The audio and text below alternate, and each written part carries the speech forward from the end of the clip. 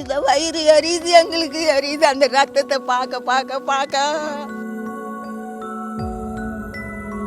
அவனை என் கையில கொண்டாந்து கொடுங்க, கடிச்சு எடுத்துடுறேன் நான் அவனை.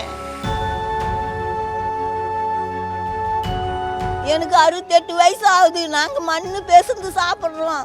ஒருத்தர் அடாடி கிடாடிக்கெல்லாம் போல கஷ்டப்பட்டு சாப்பிட்றோம். நான்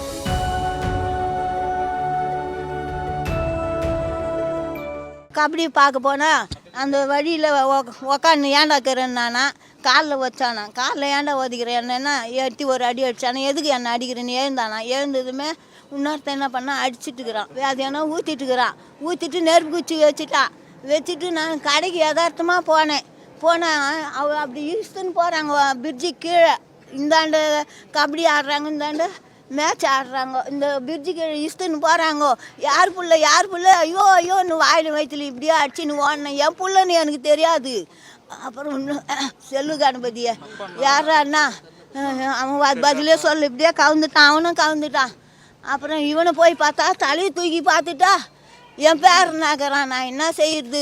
அங்கேருந்து ஓடி அந்த ஊரில் கத்தி பிள்ளைங்க எல்லாம் கொடியும் கொம்பும் அடியை எடுத்துன்னு ஓடிச்சு. முன்னே ஏற்கனவே சண்டை நமக்கு. உங்களுக்கு காலில் வீழ்ந்து கும்பிட்றேன், உங்களை கையெடுத்து கும்பிட்றேன், நீங்கள் போகாதீங்கோ, நாங்கள் ஆம்புலன்ஸில் பையனை இட்டுன்னு போகிறேன் அப்படின்னு எல்லோரும் இட்டுன்னு வந்து எங்கள் பசங்களை வீட்டில் விட்டுட்டு நான் ராத்திரி காஞ்சிபுரம் ஆஸ்பத்திரிக்கு வந்தேன்.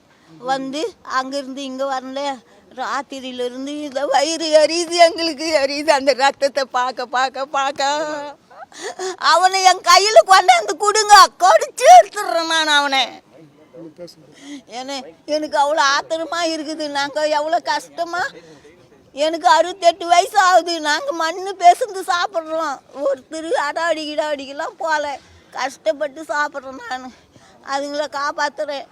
ஒரு மூளை வளர்ச்சி இல்லாத பையனை வச்சுன்னு அதையும் பார்க்குறேன். நான் எங்கள் பொண்ணு குழந்தைய காப்பாற்றி கொடுங்க ஐயா. எல்லாருக்கும் வணக்கம் ஐயா.